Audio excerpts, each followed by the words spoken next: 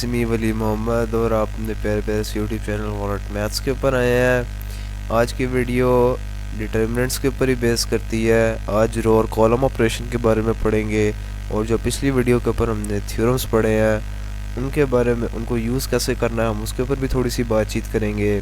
ठीक है, अब एनिमेटेड वीडियोस 2-4 मैं अपलोड करके टेस्ट कर रहा हूँ कि कैसा जाता है एक्सपीरियंस। खैर ज़रूर अपने सजेशन पेश कीजिएगा। ठीक है, तो चलिए शुरू करते हैं, अपने टॉपिक की तरफ चलते हैं।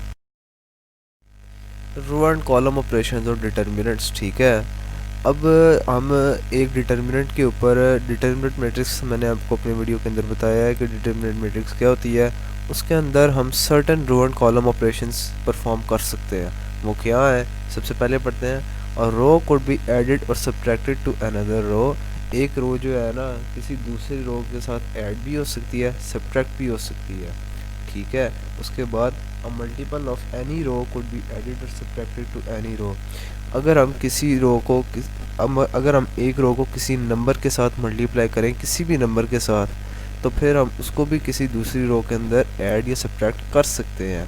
ठीक है, अब थर्ड पॉइंट है, अ कॉलम कुड बी एडिड और सब्ट्रैक्टेड टू अनदर कॉलम। कोई भी कॉलम जो है ना दूसरे कॉलम के साथ ऐड भी हो सकता है, उसमें सब्ट्रैक्ट भी हो सकता है।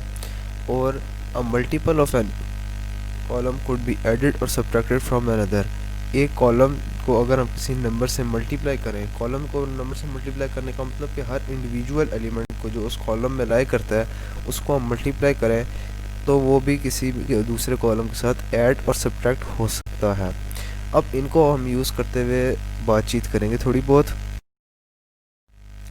Any row could be added और subtracted from another row in a determinant matrix. हमने सबसे पहले इस पॉइंट के ऊपर बात करनी है, पॉइंट नंबर 1 के ऊपर। ठीक है, कंसिडर करें हमारे पास यहाँ पर एक डिटरमिनेंट मैट्रिक्स है। ठीक है, आप इसकी सारी एंट्रीज को बखूबी देख सकते हैं। ठीक है, यहाँ पर मैं कहता हूँ मैंने ऐड करना है रो 1 को रो 2 के अंदर। ठीक है, रो 1 को हम R1 से डिनोट करेंगे, रो 2 को हम R2 से डिनोट करेंगे। अब इसका मतलब क्या होगा, यहाँ पर जो 9 है, ये देखें ये 1 है ना। ठीक है, मैंने कहा मैंने R1 को R2 में ऐड करना है। 1 को मैंने 9 में ऐड किया। ठीक है, 2 को मैंने 6 में ऐड किया, 2 को फिर मैंने 5 में ऐड किया।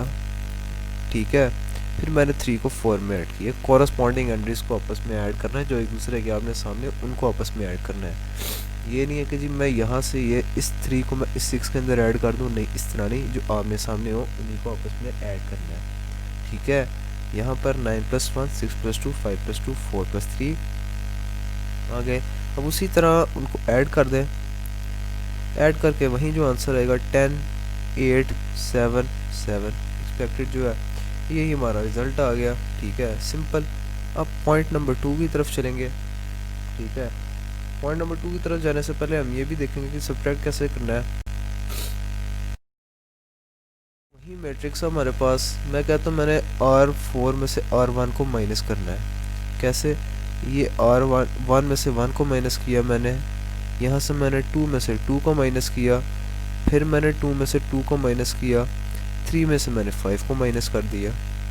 ठीक है, 1 - 1 2 - 2 2 - 2 5 - 3। ठीक है, रिजल्ट क्या आया 0 0 0 2। ठीक है, ये हमने ऑपरेशन परफॉर्म किया था और ये हमारा रिजल्ट आ गया। कोई इतनी मुश्किल बात नहीं, वही सिंपल सा स्टेप है। अब point number 2, a multiple of any row could be added और subtracted to any other row. ठीक है, वही मैट्रिक्स हमारे पास, मैंने यहाँ पर एक सैम्पल मैट्रिक्स लिया, मैं सारी बात यहाँ से समझाऊंगा। ठीक है, पहले मैं कहता हूँ जी मैंने मल्टीप्लाई करना है R1 को 3 के साथ और उसको फिर मैंने सब्ट्रैक्ट करना है रो 2 में से। यहाँ पर मैंने इसको एक इक्वेशन की फॉर्म में लिखा है 3 × R1 - R2। ठीक है, अब मैं सबसे पहले जो है ना अपनी आसानी के लिए, आप स्टूडेंट्स भी ऐसे किया करें अपनी आसानी के लिए ना, उस रो को अलहदा से इस तरह ब्रैकेट्स में लिख लिया करें। ठीक है, यानी 1 2 2 3 है, तो इसी तरह मैंने ब्रैकेट्स को आप साइड पे करके लिख लिया करें। ठीक है, अब इसके बाहर मैंने लिखा 3 को 3 × 1 2 2 3। 3 को मैंने हर एक के साथ मल्टीप्लाई कर दिया, 3 × 1 3 3 2 6, और इसी तरह सबको मल्टीप्लाई कर दिया। अब ये जो है ना 3669, ये है जी मल्टीप्लाई किया मैंने जो 3R1 को, ठीक है। अब मैंने इसको सब्ट्रैक्ट करना है रो 2 के अंदर से। रो 2 के अंदर से कैसे सब्ट्रैक्ट करना है, मैंने इसको 9 माइनस 3, ठीक है, 6 माइनस 6, 5 माइनस 6, 4 माइनस 9, ठीक है। इस तरह मैंने इनको किया सब्ट्रैक्ट, आमने सामने रख के मैंने इनको सब्ट्रैक्ट कर दिया।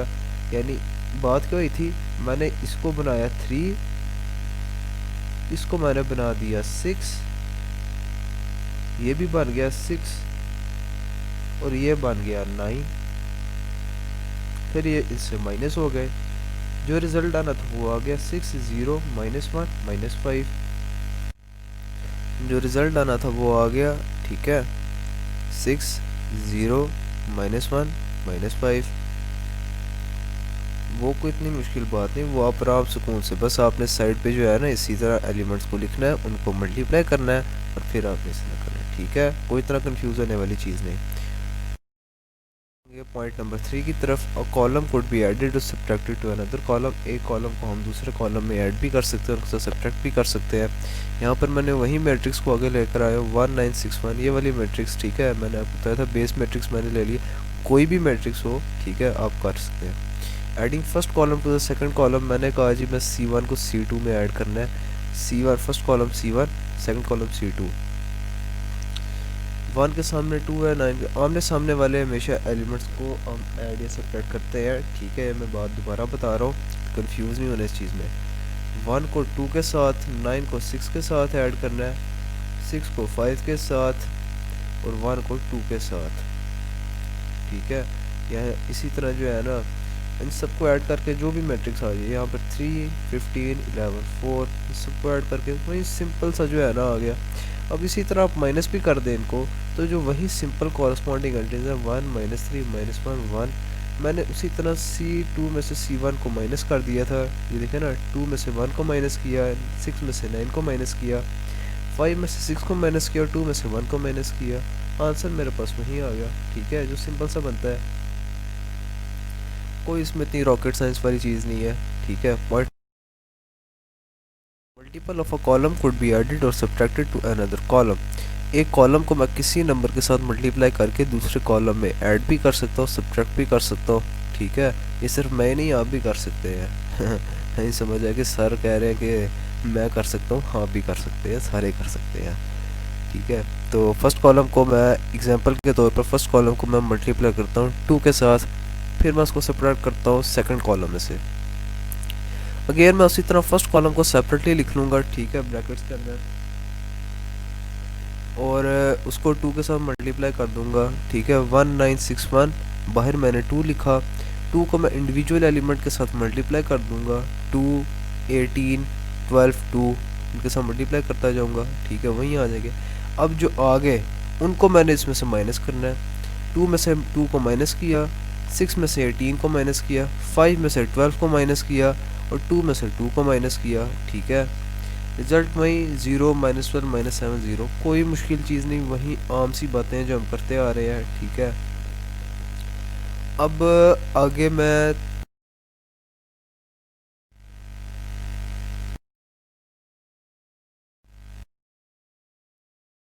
और एग्जांपल आप लोग देखें, ठीक है, ये बड़ी मज़ेदार एग्जांपल है। A B C first column, B plus C, A plus C, A plus B second column और 1 2 3 थर्ड कॉलम। अब मैं सबसे पहले जो है ना सॉल्व करने के लिए मैं C1 और C2 को ऐड करता हूँ। मैंने ऐसा क्यों ऐड किया, यहाँ पर मैं देख रहा हूँ कि अगर मैं इन दोनों कॉलम्स को ऐड कर दूँ ना, तो फिर जो एक रिजल्टिंग कॉलम बनेगा वो उसके अंदर से मैं एक कॉमन फैक्टर निकाल सकता हूँ। मैंने C1 को ऐड किया C2 के अंदर, C2 के अंदर C1 को ऐड करें, ठीक है, वो भी एक ही बात हो जाएगी। खैर मैंने थोड़ा मुश्किल रास्ता अख्तियार कर लिया, आप आसानी से कर लीजिएगा। ए प्लस बी प्लस सी, ठीक है, ये पूरा जो कॉमन तीनों जो है ना एलिमेंट वो ए प्लस बी प्लस सी के बराबर हो जाएंगे, ठीक है। अब थ्योरम नंबर 4 के मुताबिक मैं ए प्लस बी प्लस सी को अगर एक कॉमन फैक्टर के तौर पर बाहर ले लूँ, ठीक है, तो अंदर जो है ना पूरा डिटर्मिनेंट ए प्लस बी प्लस सी के साथ मल्टीप्लाई हो जाएगा और जो कॉमन फैक्टर लेने के बाद बच जाएगा वो अंदर कॉलम के अंदर मैं वैसे लिख दूँगा।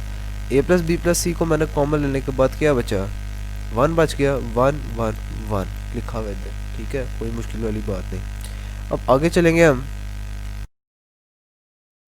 आगे क्या होगा।